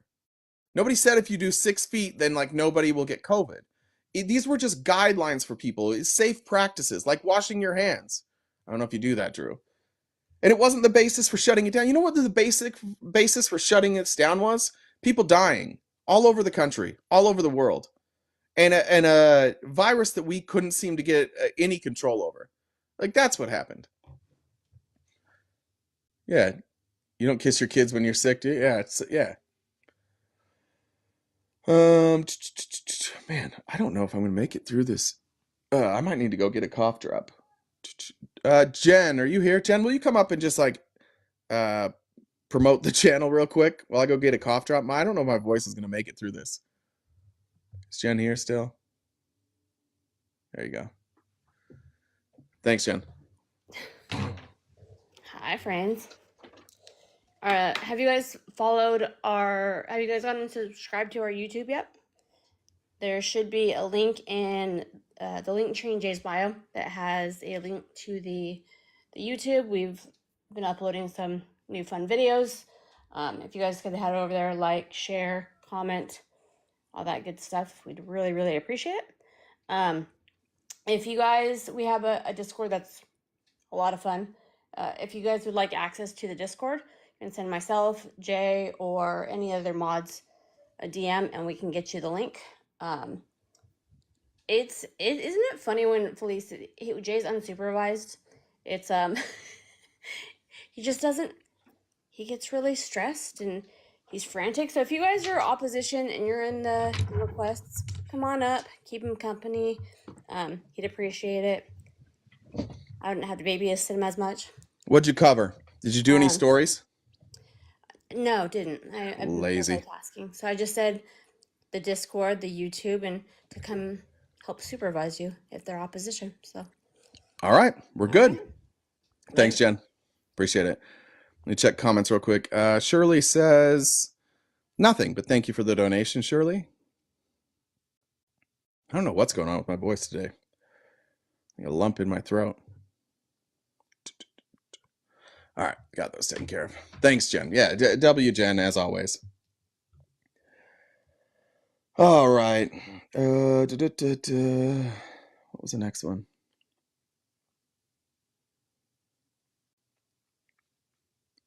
Oh, yeah. All right. So you guys remember Gold Bar Bob? His court case started, I think yesterday, Tuesday. Yeah, yesterday. Let me just read you about how unslick Gold Bar Bob is. Is there people in the box? Sorry. I don't see anyone in the box. All right. So this is from CNN, actually from Bloomberg and CNN. Steaks, cigars, booze, diplomats, and pals. They were all on the menu at Senator Bob Menendez's frequent dinners at Morton's, the steakhouse in Washington, D.C., according to two FBI investigators who testified Tuesday in the New Jersey Democrats' federal corruption trial. FBI investigative specialist Terry Williams Thompson, who eavesdrops on one of the meals on May 21st, 2019, told the court, do you see that date, by the way? You see that? May 21st, 2019. That's how long they've been investigating this guy. I gotta spit out the cough drop. It's like makes my mouth water too much. He told the court that he heard a woman ask another identified at diner, "What else can the love of my life do for you?" While it wasn't immediately clear to whom the question was directed, the implication was clear. Nadine Menendez, the senator's wife, was the person asking. Throughout the trial, she has been heard over voicemail and seen in text message addressing her husband with similar language. Do you remember, if you remember when this broke, Gold Bar Bob blamed her. He's like, yeah, this was all my wife's fault. Bob and Nadine Menendez, along with New Jersey businessmen Wael Hanna and Fred, yeah, right, Daibes, Daibes, Daibes, no idea, are accused of engaging in a bribery scheme and acting as foreign agents for the Egyptian government. All four have pled not guilty. Nadine Menendez will be tried separately this summer. The trial in New York federal court is in its fourth week, and prosecutors have started to piece together different threads of the complex bribery scheme they've alleged. The testimony about FBI surveillance adds another dimension to the prosecution's case, which also includes gold bars seized from the Menendez home. Before the jury was seated Tuesday, Adam Fee, one of Bob Menendez's attorneys, argued that prosecutors were unfairly attempting to paint the 2019 dinner as something malign, as co-conspirators plotting their crimes. According to Fee, the senator was a regular at the steakhouse, going to Morton's. If you've been to Morton's, it's not cheap, right? Morton's is an expensive place. We're having expensive drinks and we're having expensive steaks.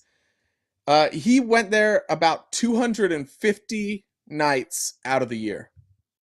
For those who are counting at home, 365 days in the year. 250 of those nights are out at Morton's Steakhouse. Like, I know that people in Congress make good money, but not that much money, right? Like, you can't live in DC, live in New Jersey, drive nice cars, have a nice home, and also eat at Morton's 250 times a year. Expensive but overrated. Good point, Drew. I agree with you on that. Sorry, that popped up. There's nothing unusual about having a dinner there with a diplomat or a friend, Fee told Judge Sidney Stein. Prosecutors in turn argued that just because the senator had other dinners that were not conspiratorial or criminal in nature doesn't mean that some don't fit the bill. There were several FBI teams at Morton's that night who were looking out for other subjects at dinner with the senator. The government's first witness on Tuesday, Chase Hunter Mills, now an FBI special agent, testified that he saw two men and one woman with blonde hair and wearing a tan fur overcoat enter Morton's Steakhouse on the night in question. The proximity and the body language would lead me to believe they were friendly together, he said.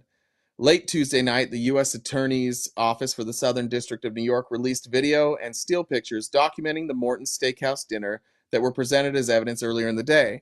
The photos showed Bob and Nadine Menendez and alleged co-conspirator Hannah seated at the table the FBI was asked to observe. Thompson testified earlier that she was working with her partner, Damian Bradlin, to surveil an individual from New York who would be in Washington that night. They developed a cover story as a married couple out on a dinner date. It looked natural, Thompson said, because Morton's is a high-end restaurant. We made sure that we dressed the part. Cute. That's kind of fun when you get to have a dinner date for work. Thompson told the court they found the senator and others dining in the restaurant's patio area where there were only a few people being served.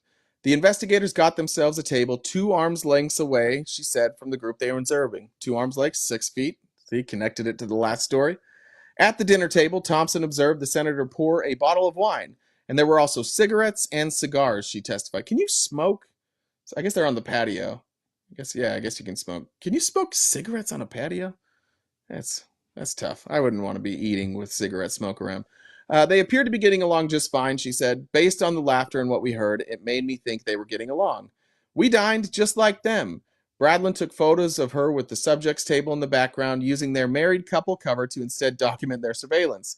They took no audio surveillance, however, she jotted notes down to remember what they heard, although not a direct transcript.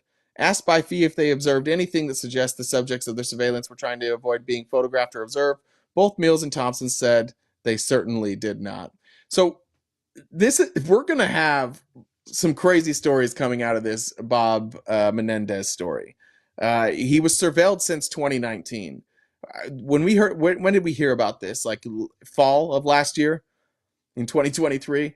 So we've got 5 years of surveillance to go through with Bob Menendez. And to the Republicans that are out there, I just want to point out that we on the left don't like people who are corrupt, even when they're on our side. That's way too much red meat. One of the gifts was a Mercedes. That's correct. So, anyways, we'll be following more Bob Menendez stuff later. This was an incredible tweet here today. Yeah, you guys remember that? I mean, not even remember. Republicans, you guys are here. Republicans, do you believe that the election was fair in 2020? Do you think it was secure in 2020? No, right? Like you don't believe that the election in 2020 was secure. And I know one thing you guys really hate that we covered yesterday from 2000 Mules, which if you weren't here yesterday, turns out proven hoax and can no longer be distributed. One of the big issues that you conservatives have is with mail-in voting, right? Early voting, mail-in voting. You guys don't like that. Well, Donald Trump truthed yesterday. Today we launched Swamp the Vote. Whether you vote absentee, by mail, early, or on election day, we will secure your vote. Just vote. They are all good options. The way to win is to swamp them with votes. So we just not doing the election stuff anymore? We just abandon that? Like the 3 years of conspiracy theories that we've had to heard about this shit? And you guys aren't in power, so you can't secure it, right?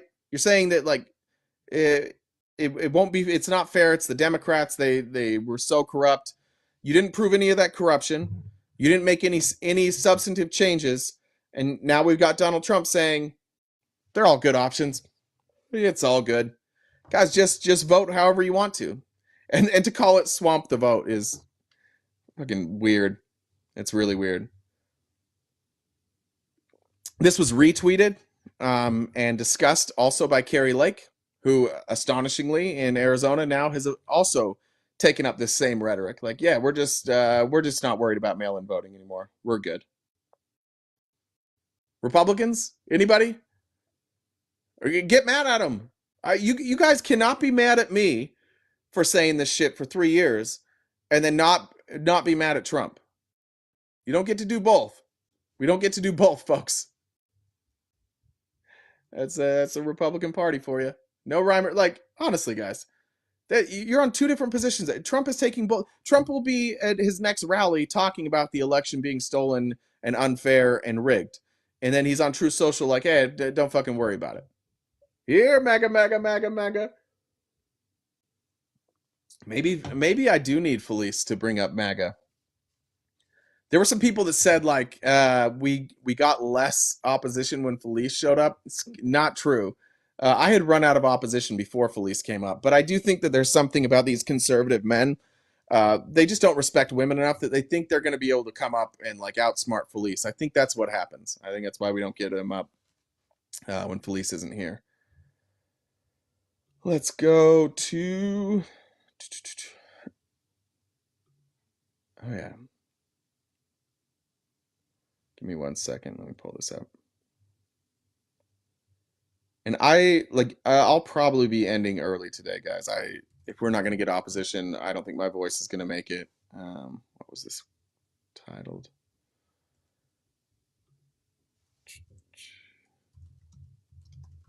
There we go. Wait. There we go. All right. That's it. Thank you for the subscription. Biden's science advisor explains a new hard line from Democrats and the Biden administration on China. I wanted to cover this just because Republicans have been talking to us about China. They've been talking to us about manufacturing. They've been talking to us about bringing jobs back. They've been talking to us about protecting America. And Donald Trump did none of that. Like his rhetoric says, I'm going to do that. But Joe Biden now doing the things that Donald Trump promised to do, and he's effective with it. So Arati Prabhakar, early in her career, led the development of a self-piloting ship for a secretive U.S. military research agency. Now she's the White House's top technology official. I just want to point out once again, Joe Biden hires good people. This is somebody who led the development of a piloting ship for our military, and then Joe Biden's like, yeah, we're gonna bring you up here and work in our tech sector. And now she's the White House's top technology official, the first to hail from a defense background since the Cold War, and a representative of Washington's new hardline consensus on China. For 3 decades, the United States threw itself headlong into globalization, backed by the confidence that while a rising tide lifts all boats, America's vessel would rise the highest. They were right about that. China's technological ascent has shaken that self-assurance and prompted a broad policy reversal. We had an oversimplified model for a long time, for a number of decades. How do you say this? Prabhakar said in an interview with the Washington Post, that oversimplified model was that markets and globalization would solve all problems. Turns out, markets aren't the solution to everything. Prabhakar's early specialty was semiconductor research, a rare background among senior policymakers. That technical knowledge has come into use as she has helped the Biden administration craft the largest industrial policy push in decades in an effort to help the United States retain its technological lead over China. Semiconductors, the brains of computers, are the program's centerpiece. I live in Arizona. We have massive investments in semiconductor facilities. I believe where was that place where Foxconn was? I think that's semiconductors now, right? It's the biggest industrial policy initiative in the U.S. since the Second World War, says Gary Hubfauer, a former Treasury Deputy Assistant Secretary and now a senior fellow at the Peterson Institute for International Economics. The only thing that the U.S. did, which was comparable, was the interstate highway system back in the 1950s. Kevin Wolf, former Assistant Commerce Secretary for Export Administration, says the Biden administration has enacted the strictest technology export controls against China in recent memory, adopting the policy position that China having the capability to produce advanced computing systems indigenously is a per se national security threat to the United States. Now, look, I recognize that this hasn't been something that we focus on much on the left, but I do want to say that it's consistently something that Republicans are talking about all the time. And look at Joe Biden getting shit done for you, Republicans. The stuff that you want done, Joe Biden's doing. Why don't you like it? Because it wasn't Trump. Because you guys aren't serious. You don't care about any of this stuff. None of this matters. If any of this mattered, if the infrastructure, if fighting back against China, if that mattered to you, you would not be voting for Donald Trump. You wouldn't. It doesn't make sense, right? He accomplished virtually nothing when it comes to China and when it comes to infrastructure. Virtually nothing. The hardline shift is reflected in the appointment of Prabhakar as the president's science and technology advisor in 2022. Her recent predecessors were all scholars from civilian fields like biology and meteorology. In contrast, Prabhakar previously oversaw the Pentagon's Futuristic Technologies Research Agency, the Defense Advanced Research Projects Agency, or DARPA. Her team at the White House's Office of Science and Technology Policy is now tasked with thorny questions of how to accelerate U.S. innovation in technologies with military applications, semiconductors, telecommunications, and quantum computing, while curbing U.S. research connections to China without veering into racial profiling. Like these are the technologies of the future. And this is a Biden administration, and frankly, this is what progressives give to you. We promote new technology. We promote advancement. You guys don't. Like, I think if you had your way, we'd all be back on horses. This whole America first shit, I don't even believe that. Here's Biden putting Americans first. Here's Biden, who's been accused of putting China over America repeatedly. Here's just more evidence that Biden does take his job seriously and he does want the best for the American people. And he's doing the stuff that you guys wanted Trump to do that Trump didn't do. He's doing it better. He's accomplishing it. He can get it pushed. He's got legislation pushed through. And yet, you guys will continue to oppose Joe Biden. You'll continue to call him a failed president. You'll continue to mock him. And you'll vote for the moron who couldn't get it done the first time and has no idea how to get it done. You think Donald Trump is going to bring anybody on that understands any of this stuff? Well, you're going to have Steve Bannon in charge of this? To be fair, horses are fun. That's true. You can still have horses. Many of these projects will take far longer than a 4-year presidential term to accomplish, a recognition that the technological rivalry with China may last decades as the Cold War did. Her term is already maneuvering to wrangle commitments from allied nations to support U.S. wireless technologies over China's for the 6G generation. I can't wait for the conspiracy theories on 6G, by the way. I've really missed the 5G ones. But once again, Biden looking forward to 6G and preparing us and getting commitments from other countries to not adopt China's technology, but instead to work with us. Isn't that what you want out of the president? Isn't that what you want out of the president? Creating a fair playing field, and then offering to other countries to work with us and securing investments and deals with those other countries to use our technology.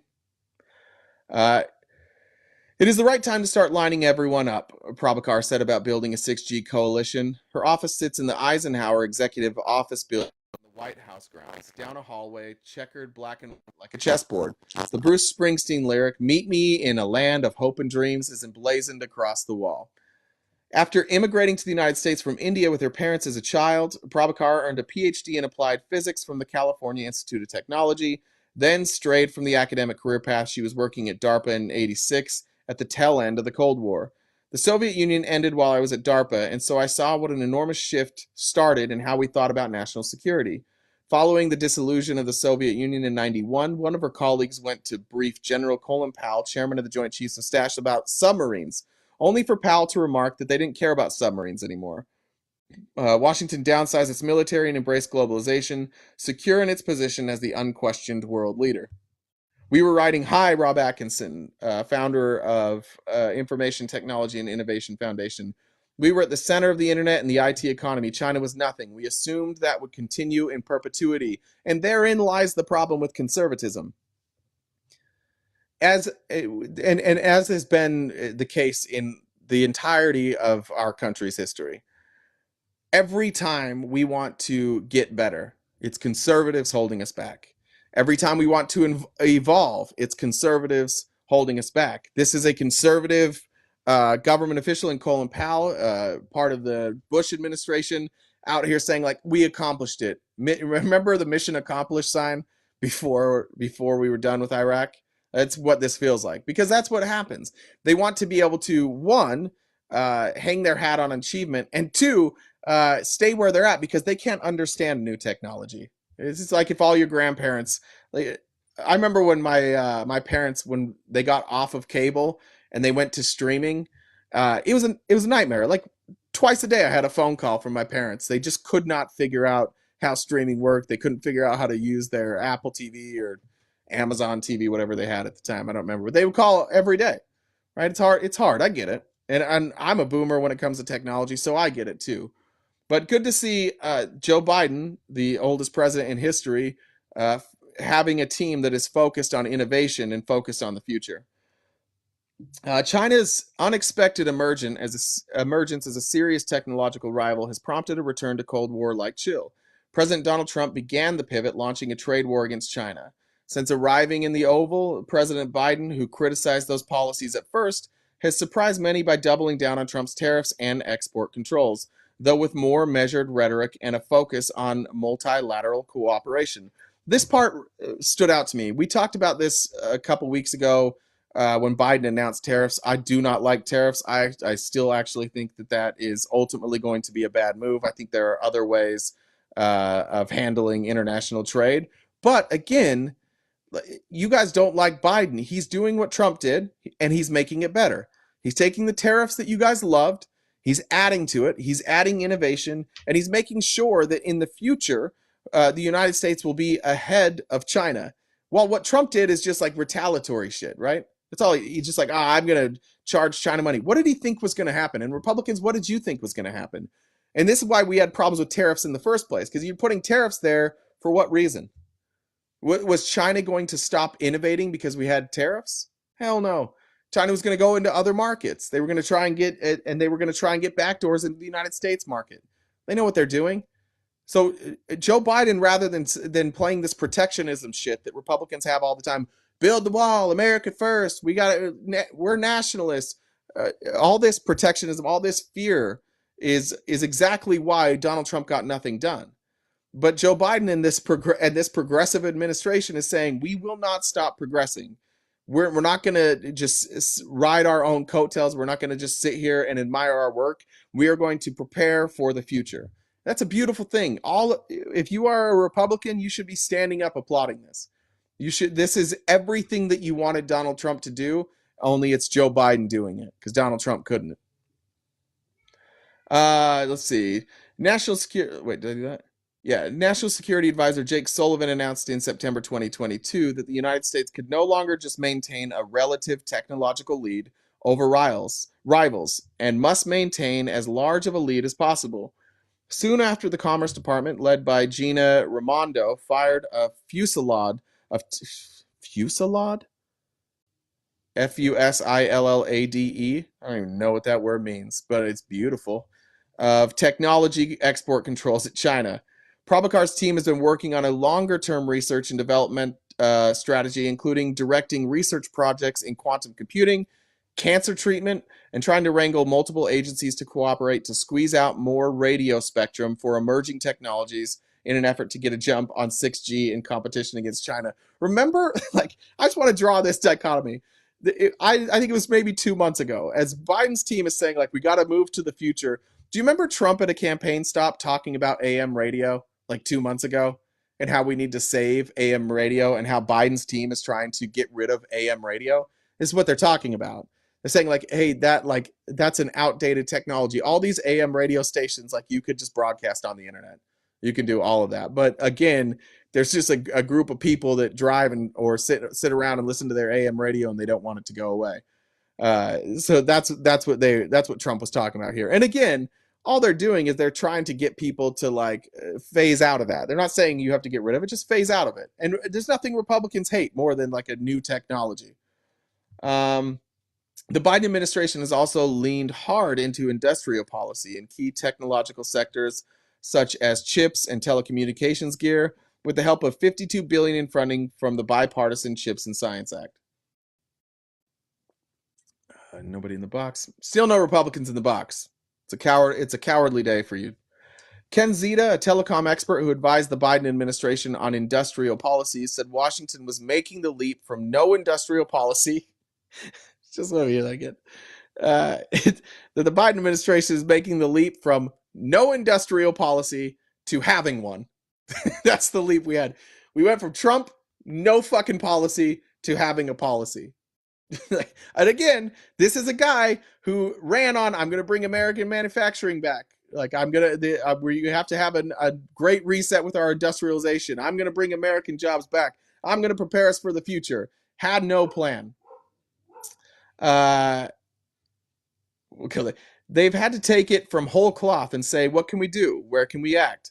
A major challenge for the Biden administration has been how to pursue this policy shift without fanning anti-Chinese sentiment. Again, just the difference between these two administrations. Biden is taking these actions and also every step of the way saying hey, let's make sure that we don't turn this into a xenophobic thing, right? Let's make sure our messaging isn't China is the bad guy, China bad, China bad, China bad, China the enemy. But that's what Donald Trump knows, right? So Donald Trump says it's China versus the United States. They're the bad guys, we're the good guys. And that's the reason they do that is because then anything China does, they don't really have to acknowledge. They're just oh, they're the bad guys. But Biden's team making sure that we don't fan anti-Chinese sentiment. Prabhakar's team is drafting research security guidelines for universities across the nation on how they should limit and monitor research relationships with China and other countries deemed adversaries. This task was inherited from the Trump administration. Bingo! See how that works? There was something in the Trump administration, they're like, we liked that, and they kept it. Remember when Donald Trump basically just took every program Obama had made and dropped it? Remember when Trump didn't want to work with the transition team and let his team work with the Biden team so we could have a smooth transition? Well, with Biden, they're like, yeah, we don't care. We don't care whose idea this is. We're just going to do it. It's possible to put in so much process that you actually exacerbate the problem, she said. The House Committee on Science, Space, and Technology questioned Prabhakar in February over delays in producing a final version of the rules.